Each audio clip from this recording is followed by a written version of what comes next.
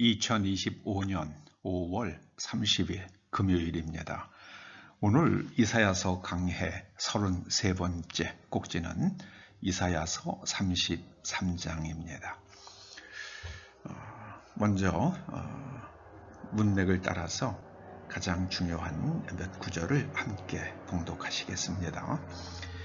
여호와여, 우리에게 은혜를 베푸소서. 우리가 주를 앙망하오니 주는 아침마다 우리의 팔이 되시며 환난 때에 우리의 구원이 되소서.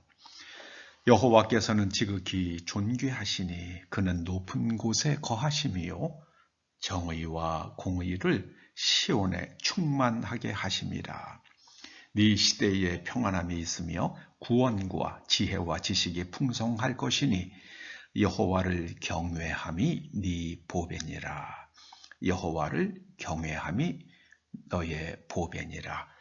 여호와께서 이르시되 내가 이제 일어나며 내가 이제 나를 높이며 내가 이제 지극히 높아지리니 너희 먼 데 있는 자들아 내가 행한 것을 들으라. 너희 가까이에 있는 자들아 나의 권능을 알라. 오직 공의를 행하는 자 정직히 말하는 자 토색한 재물을 가증히 여기는 자 손을 흔들어 뇌물을 받지 아니하는 자 귀를 막아 피 흘리려는 꾀를 듣지 아니하는 자 그가 높은 곳에 거하리니 견고한 바위가 그의 요새가 되며 그의 양식은 공급되고 그의 물은 끊어지지 아니하리라. 네가 강포한 백성을 보지 아니하리니 그 백성은 방언이 어려워 네가 알아듣지 못하며 말이 이상하여 네가 깨닫지 못하는 자니라.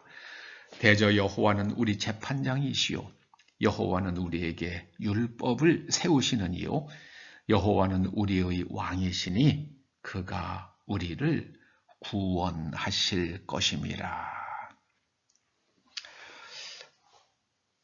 하나님 경외는 인생 최고의 자산이다. 하나님 경외, 인생 최고의 자산.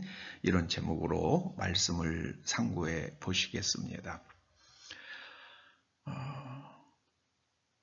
사람은요, 몸이 강건하고 또 조상으로부터 좋은 명예와 또 재산을 물려받는 것도 큰 복이죠.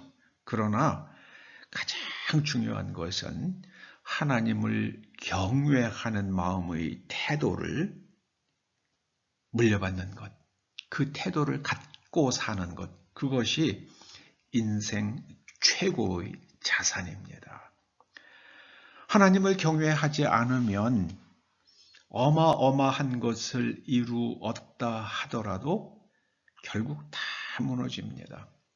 예전에 하워드 휴즈라는 아주 독특한 부자가 있었어요. 영화사도 만들었죠. 또 큰 비행기도 한번 제작해봤죠. 또 수많은 아주 그 시대를 풍미한 유명 여자 배우들과 살았죠. 아주 한 명도 아니고 여러 명을 그렇게 했던 사람이죠. 근데 그 사람이 하나님을 경외하는 마음이 없었습니다. 결국은 마지막에 사람을 만나기가 싫어서 시골의 조용한 아무도 모르는 자기를 알아보는 사람이 없는 모텔에 가서 도마도 주스만 먹다가 그렇게 생을 마쳤다고 합니다. 하나님을 경외하는 것, 그것이 인생 최고의 자산이요 복입니다.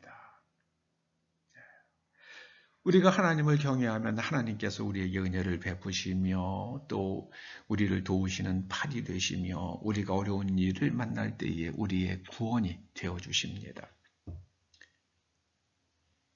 하나님께서는 나라 전체에 시온에 정의와 공의, 국가에, 시온은 국가나 공동체를 말하죠.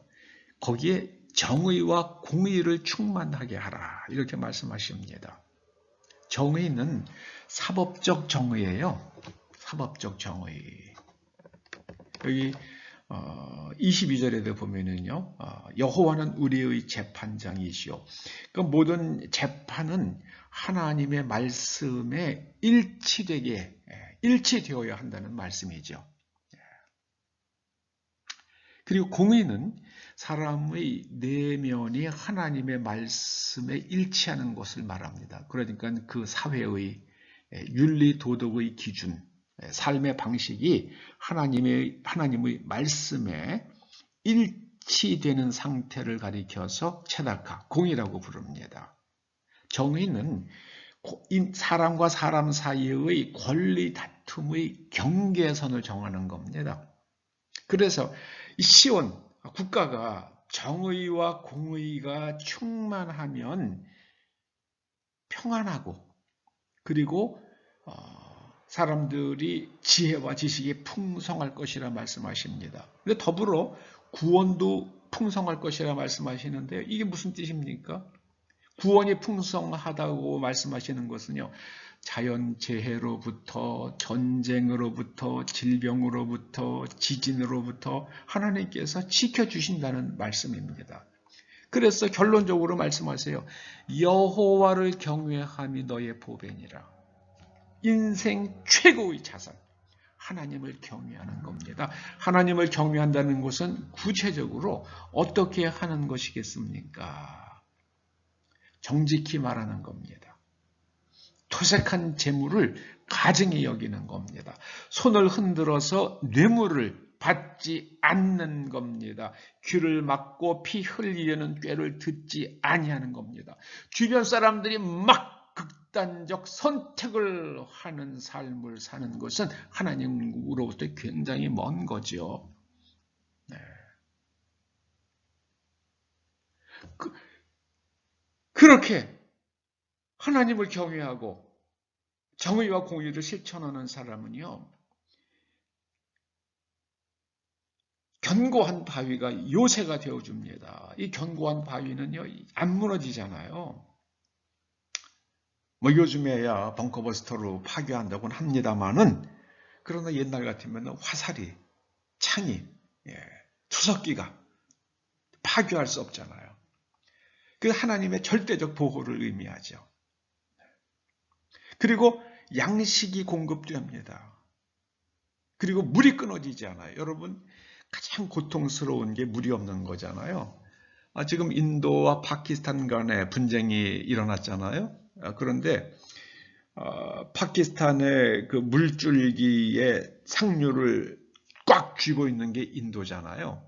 그래서 인도에서 그 파키스탄으로 내려가는 인더스 강을 딱 차단하면은 뭐 파키스탄은 수자원의 80%가 끊어진다고 그러죠. 그 물이 끊어지게 된다면 파키스탄은 핵전쟁도 불사할 것이다. 그렇게 예측하는 사람들도 있더라고요. 근데 물이 끊어지지 않는다 말씀하십니다. 그리고요, 주변에서 강포한 백성을 보지 않을 것이다. 이렇게 말씀하십니다. 한국을 괴롭히는 나라들은 그 강포한 나라들을 하나님께서 멸망시키시기 때문입니다. 바벨론이요, 페르시아가 멸망시켰죠. 그 다음에 그 아수르요, 바벨론이 멸망시켰습니다. 하나님께서 하나님의 방식으로 강포한 백성들을 멸망시켜 주세요. 한국을 괴롭히는 나라들 하나님께서 멸망시키시길 원하십니까? 그러면 우리가 하나님을 경외하고 하나님의 정의와 공의를 각 개인의 삶에 그리고 국가에 충만하게 하면 됩니다. 우리 당 대표는 우리 당에서 대통령이 나온다면 그 사람은 어떠한 법으로부터도 자유롭다. 모든 법률적 책임으로부터 자유롭다. 그러나 다른 당에서 나온 대통령은 구속시키고 재판에서 파면시킨다. 이런 이중적 사고방식을 하는 것은 하나님의 정의와 거리가 멉니다. 거리가 멀어요. 여러분, 내로남불하지 맙시다. 우리는요. 내로남불하시면은 그건 하나님께서 미워하시는 겁니다. 잣대는 똑같아야 돼요. 나를 잴 때와 다른 사람을 잴 때 똑같은 잣대를 써야만 합니다. 하나님께서 우리 왕이 되시고 우리를 구원해 주십니다. 하나님께서 우리의 재판장이십니다. 이것을 마음속에 깊이 새기고 살다 보면 우리의 자손들은 우리의 삶의 방식과 마음의 태도를 배워서 그들도 하나님의 구원을, 하나님의 복주심을 누리며 살게 될 것입니다. 기도하시죠. 아버지 하나님, 이 말씀을 가슴에 깊이 새기고 실천하는 지혜자들이 되게 하여 주시옵소서. 우리는 언젠가 세상을 떠날지라도 우리의 후손들과 후손의 후손들, 또 그들의 자손들은 언제나 하나님을 경외하며 하나님께서 그들의 구원자가 되어주시고 산성이 되어주시고 재판장이 되어주셔서 어려운 일, 억울한 일 당하지 않게 하시며 모든 악으로부터 지켜주시옵소서. 예수님의 이름으로 기도드리옵나이다. 아멘.